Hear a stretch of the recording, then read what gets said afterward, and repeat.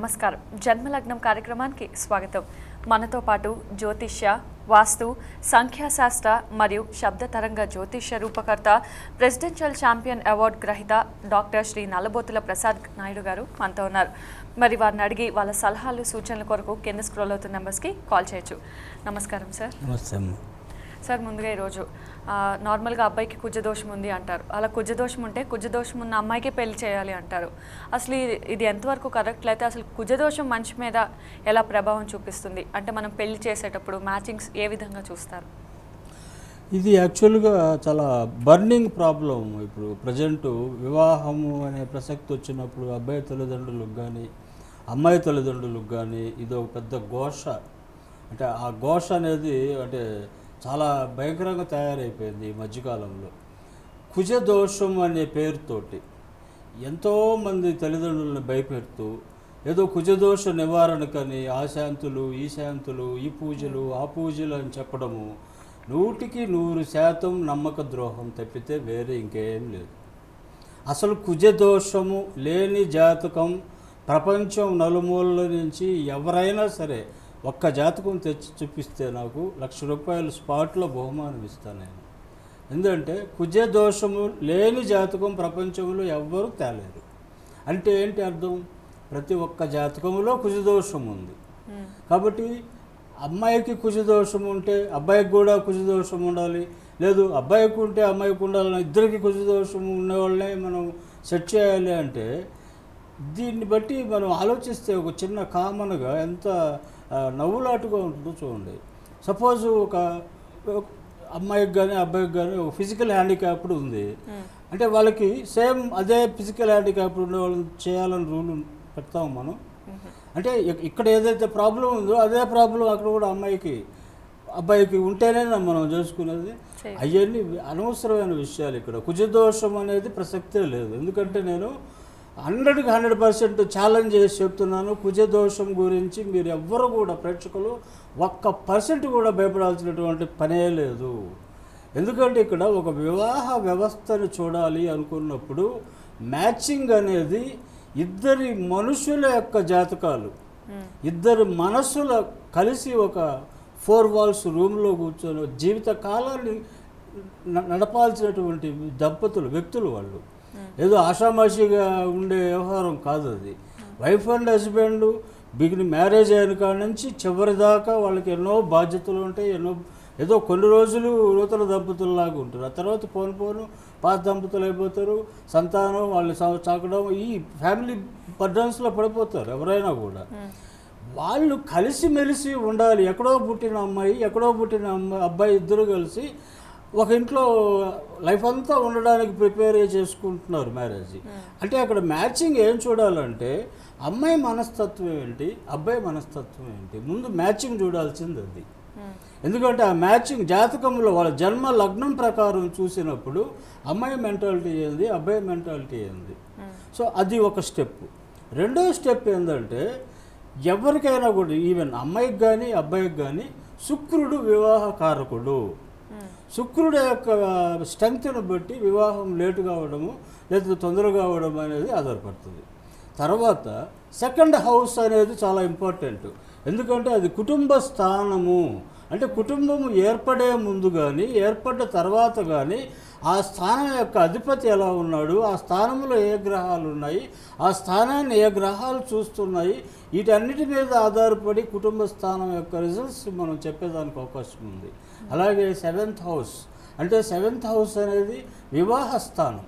అంటే ఇక్కడ కుటుంబ స్థానం 2వ ఇల్లు, వివాహ స్థానం 7వ ఇల్లు.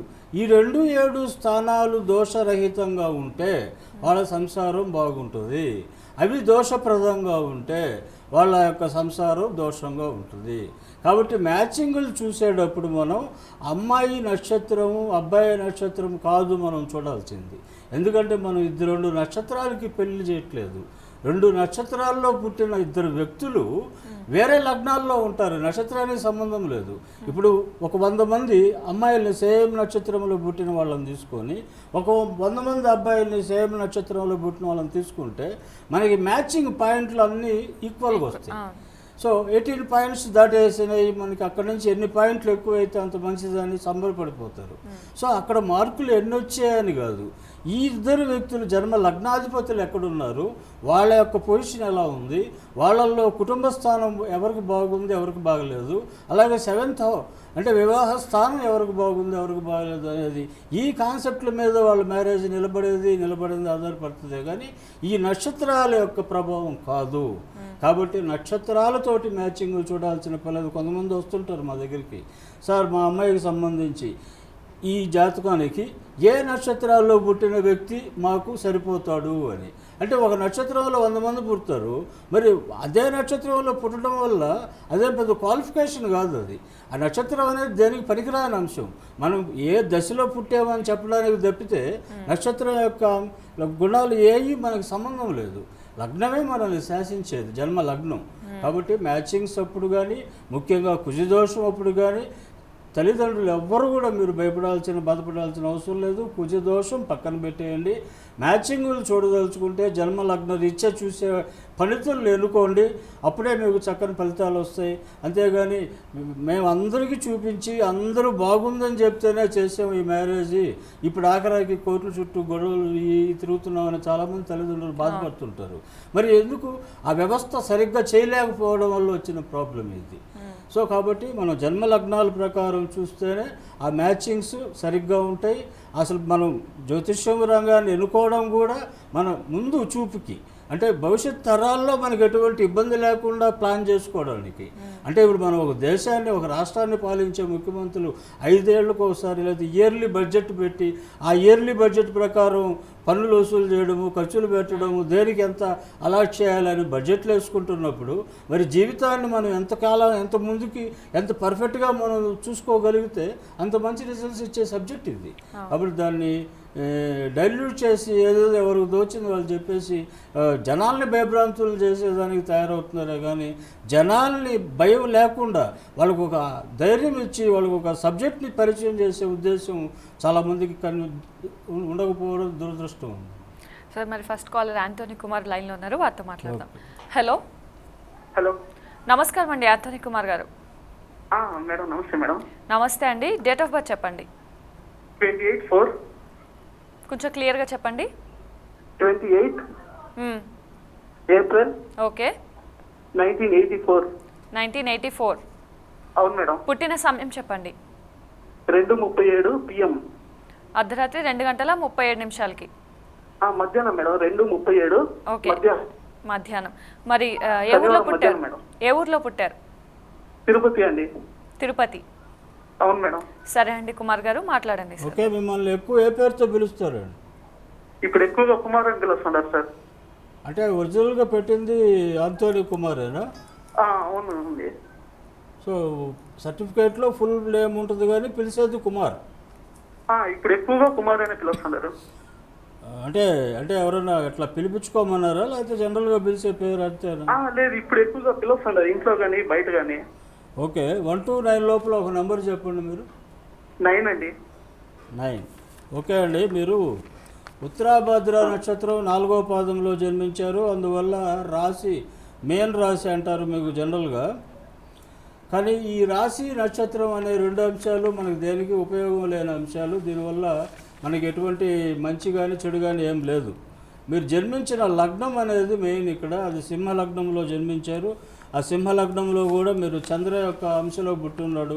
కాబట్టి మీకు ఎక్కువ క్రియేషన్ వర్క్ సంబంధించినటువంటి ప్రొఫెషన్స్ కానీ, అంటే creative work, arts, fine arts మీద మీకు ఎక్కువ అవగాహన ఉండటం, దాంట్లో ప్రవేశం పొందడం అనేది జరుగుతూ ఉంది.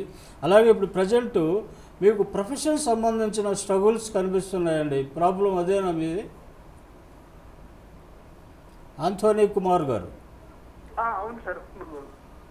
ప్రొఫెషన్ ప్రబలంగా చాలా కష్టంలో ఉన్నాం సార్. చెప్పండి. జాబ్ కూడా లేదు ప్రస్తుతానికి.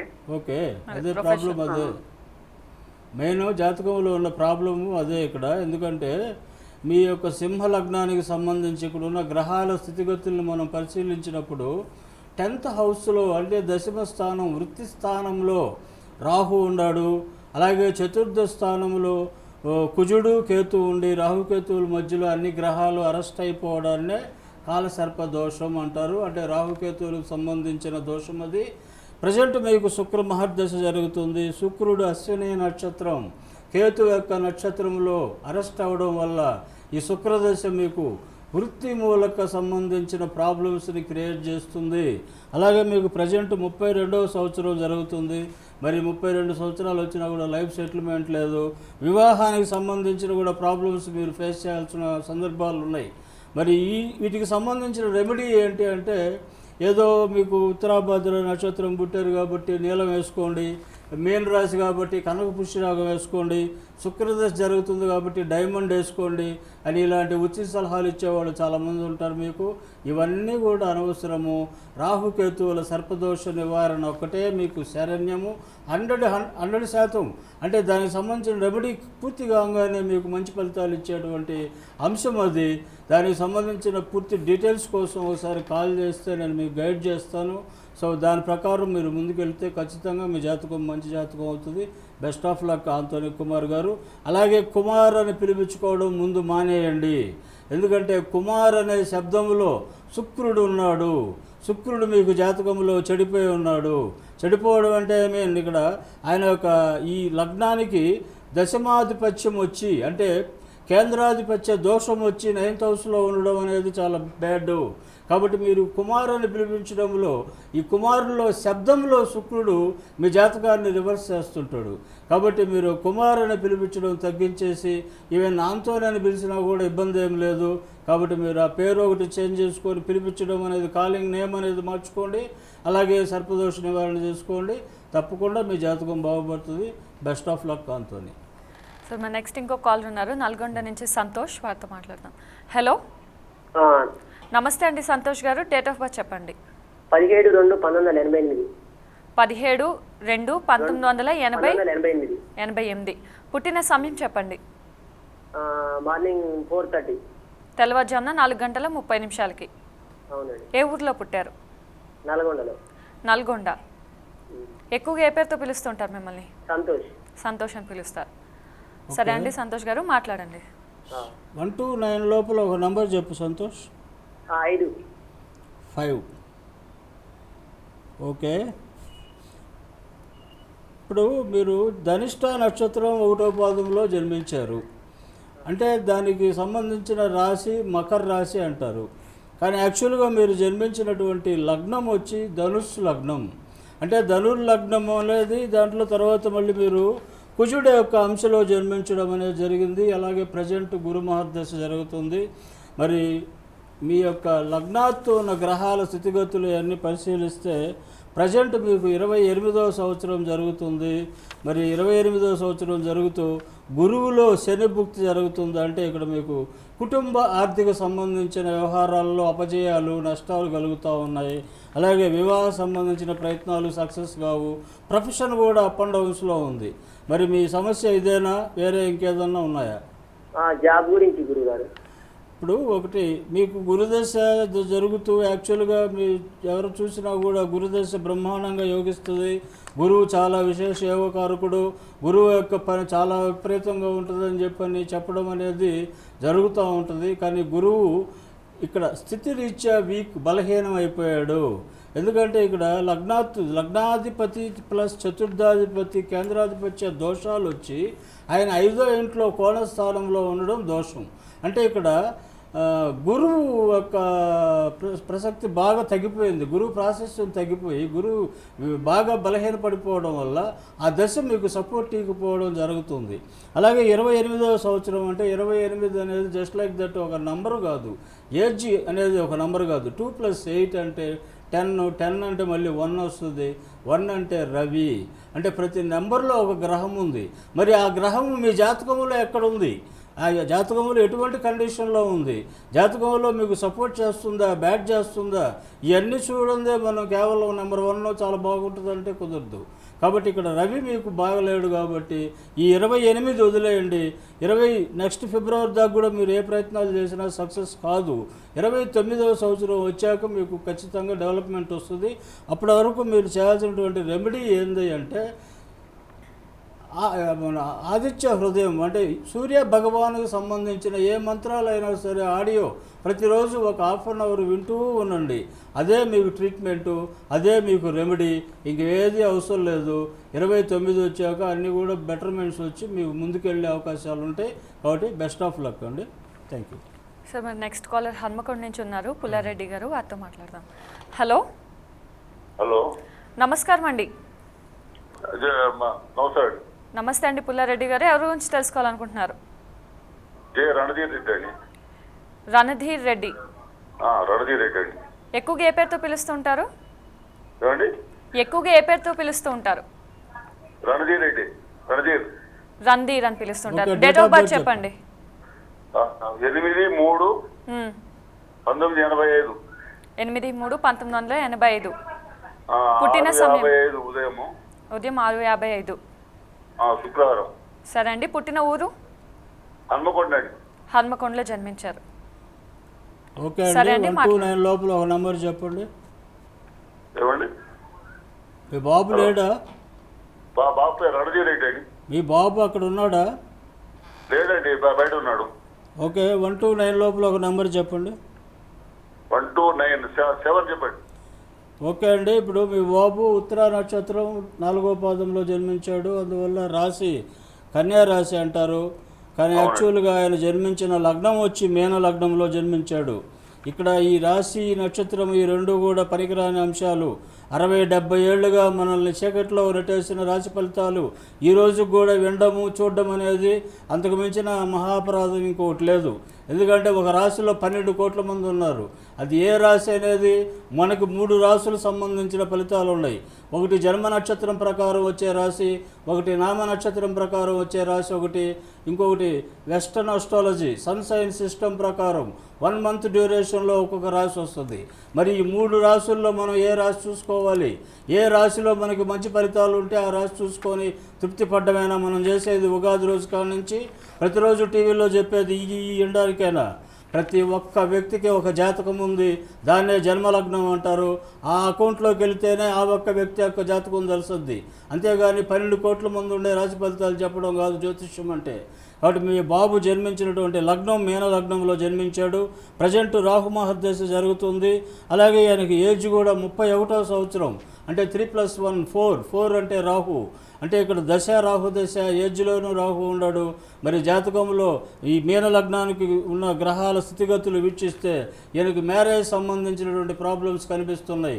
మరి మ్యారేజ్ అయ్యాక ఇబ్బందులు వస్తున్నాయా, మ్యారేజ్ కాకుండానే ఇబ్బందులు వస్తున్నాయా, సమస్య ఇదేనా ఇంకేమైనా ఉందో చెప్పండి మీరు.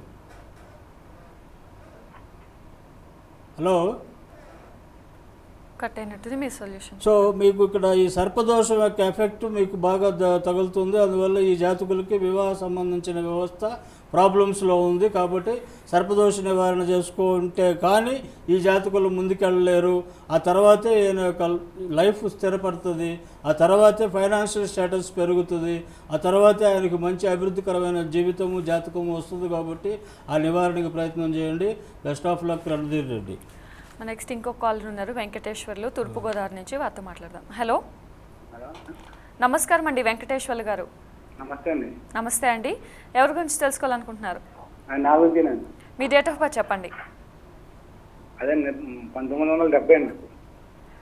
నెల డేట్ చెప్పండి. 1970. సరే అండి, డేట్ మంత్ చెప్పండి. ఆగస్టు 3 అండి. టీవీ వాల్యూమ్ పక్కన పెట్టేసే, టీవీ వాల్యూమ్ తగ్గించు. టీవీ వాల్యూమ్ మ్యూట్లో పెట్టి మాట్లాడండి.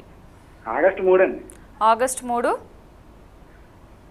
1970. 1970. ఏ ఊర్లో పుట్టారు? టైం చెప్పండి. ఈస్ట్ గోదావరి అండి. పుట్టిన సమయం చెప్పండి. 11:50. తెల్లవారుజామున? నైట్ 11:50. సరే అండి, మాట్లాడండి. ఓకే అండి, ఇప్పుడు ఎక్కడ పుట్టింది? West Godavari, east Godavari. Hello Venkatesh, చెప్పండి. 129 లోపల ఒక నంబర్ చెప్పు. 7 అండి. 7. ఓకే బాబు, ఇప్పుడు దాకా జాతకం ఎంతమందికి చూపించుకున్నావు? ఏమైనా చూపించుకోవాలి, ఫస్ట్ టైం. ఫస్ట్ టైమా? ఓకే, మకా నక్షత్రం 2వ పాదంలో పుట్టారు, రాశి సింహరాశి అంటారు, తెలుసా?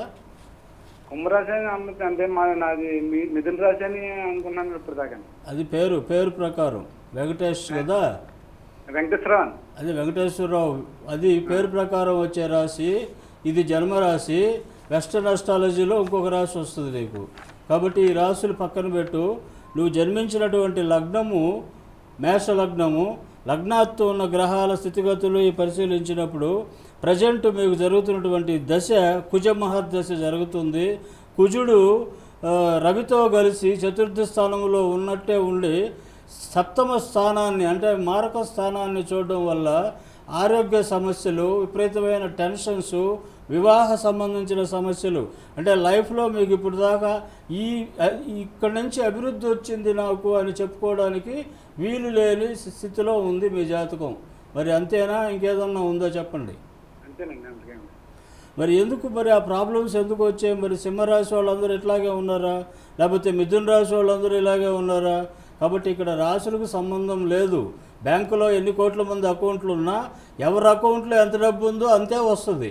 కాబట్టి ఇక్కడ బ్యాంక్ అకౌంట్కి ఒక ఇండివిజువాలిటీ ఉంది, ప్రతి ఒక్కరికి ఒక ఆధార్ కార్డు ఉంది, ప్రతి ఒక్కరికి ఒక ఐడెంటిటీ ఉంది. కానీ జాతకాల కాడికి వచ్చేసరికి 12 కోట్ల మంది రాశి ఫలితాలు చెప్పేసుకుంటాం, అదే జ్యోతిష్యం అని భ్రమపడుతున్నాం. మరి ఇంకెక్కడ ఉంటుంది జ్యోతిష్యం యొక్క వాల్యూ పోకుండా? కాబట్టి ఇక్కడ మీరు జన్మించిన జన్మలగ్న రీత్యా మీకు వచ్చిన ప్రాబ్లమ్స్ ఇవి. సో దానికి సంబంధించిన రెమెడీ చేయాలంటే మీరు ఈశ్వరుడికి సంబంధించిన పూజలు చేస్తూ ఈశ్వరుడికి సంబంధించిన మంత్రాలు వినండి. అంతేగాని మకా నక్షత్రంలో పుట్టారు అందువల్ల వైడూర్యం వేసుకోండి, లేదు పలాని సింహరాశిలో పుట్టారు కెంపు వేసుకోండి, ఇప్పుడు కుజదశ జరుగుతుంది పగడం వేసుకోండి అంటే ఉపయోగపడే అంశాలు కావు. ఈశ్వరుడికి సంబంధించిన మంత్రాలు ఎక్కువ వినండి, ఈశ్వరుడికి సంబంధించిన పూజలు చేయండి. ఇప్పుడు ప్రజెంట్ 45వ సంవత్సరం చాలా బ్యాడ్గా ఉంది. 46 రేపు ఆగస్టు తర్వాత వస్తుంది. ఆ 46 నుంచి కొంచెం మీకు మూమెంట్స్ బాగా వస్తాయి. మీరు అనుకున్న పనులు కొంత నెరవేరుతూ ముందుకెళ్ళే అవకాశాలు ఉన్నాయి. కాబట్టి ఈశ్వర మంత్రాన్ని మీరు నమ్ముకుంటే చాలా చక్కని ఫలితాలు పొందుతారండి. Best of luck Venkateswarlu.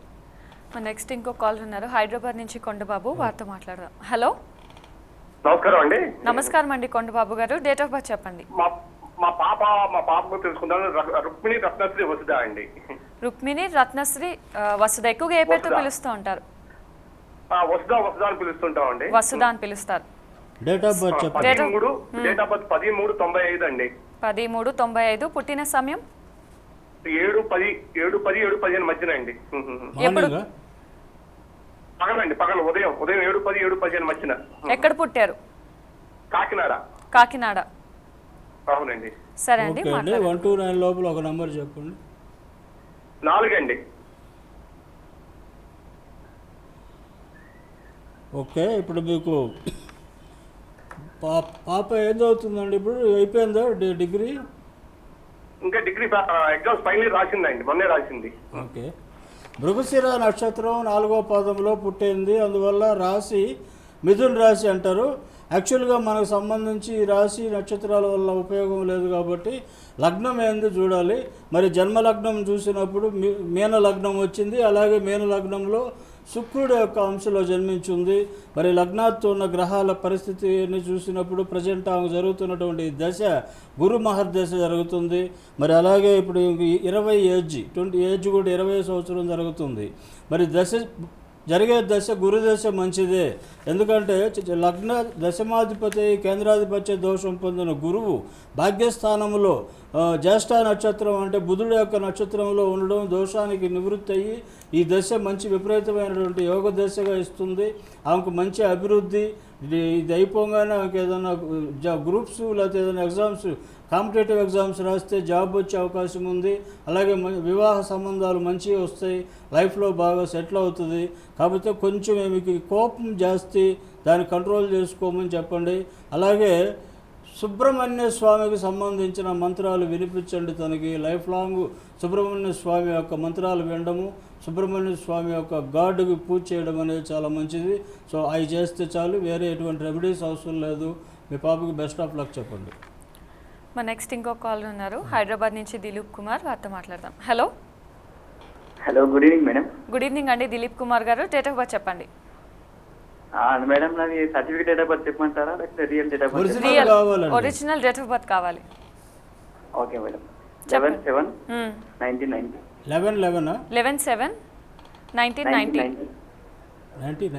99 okay time okay అండి, టైం చెప్పండి. 11 o'clock మేడం. ఎప్పుడు? ఉదయమా? మేడం ఉదయం. ఉదయం 11 గంటలకి. అలాగే పుట్టిన ఊరు చెప్పండి, ఏ ఊర్లో పుట్టారో. ఆర్మూర్ మేడం. ఎక్కడండి? ఆర్మూర్. ఆర్మూర్ ఏ జిల్లా అండి? Madam Nizamabad district. Nizamabad district. సరే అండి, ఎక్కువగా ఏ పేరుతో పిలుస్తుంటారు మిమ్మల్ని?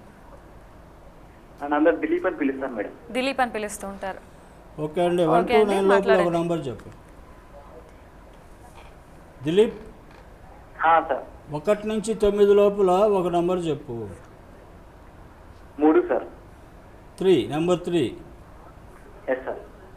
ఓకే, ధనిష్ట నక్షత్రం 4వ పాదంలో జన్మించారు. రాశి కుంభరాశి అంటారు, కానీ మీరు జన్మించినటువంటి లగ్నం కన్యా లగ్నము. లగ్నాత్తు ఉన్న గ్రహాల స్థితిగతులు పరిశీలిస్తే ప్రజెంట్ ఇప్పుడు 25వ సంవత్సరం జరుగుతుంది. అలాగే గురుదశ యాక్చువల్గా చతుర్థ సప్తమాధిపతి దశ అయ్యి దశమంలో రవితో కలిసి ఉండడం నిజంగా విశేష యోగం. మీకు మంచి డెవలప్మెంట్స్ అన్నీ కూడా ఉన్నాయి. కాబట్టి ప్రజెంట్ 25 జరుగుతుంది. జూలై 11కి 26 వస్తుంది. మరి 26 వచ్చిందంటే ఖచ్చితంగా మీకు మంచి ప్రొఫెషన్, మంచి ఆర్థికమైనటువంటి విషయాల్లో వెసులుబాటు, మంచి అభివృద్ధి అనేది కనిపిస్తుంది. ఇప్పుడు ఉన్న జాబ్ కన్నా కూడా రేపు జూలై తర్వాత వచ్చే ఏజ్లో 26లో మీకు చాలా మంచి చక్కటి భవిష్యత్తు, చాలా చక్కటి డెవలప్మెంట్ అనేది ఉంది. మీరు అలాగే దుర్గాదేవికి సంబంధించిన పూజలు చేయడం, దుర్గాదేవికి సంబంధించిన అమ్మవారికి సంబంధించిన మంత్రాలు ఏదైనా సరే రోజు వింటూ ఉండండి, మీకు చాలా చక్కటి ఫలితాలు వస్తాయి. కాబట్టి మీరు దిలీప్ అని పిలిపించుకోవడం కూడా మీకు బాగానే ఉంది. కాబట్టి ఎటువంటి ప్రాబ్లమ్స్ లేవు. చాలా చక్కటి లైఫ్ మీకు పొందే అవకాశం 26 నుంచి భగవంతుడు కల్పించాడు. Enjoy and happy life. Thank you so much sir. మరి మా కాలేజ్ అందరికీ అలాగే మాకు చాలా డౌట్స్ క్లారిఫై చేసినందుకు thank you so much sir. చూశారు కదండి, ఇది ఈనాటి జన్మలగ్నం. వచ్చే వారం మళ్ళీ కలుసుకుందాం. Stay tune to 99 TV.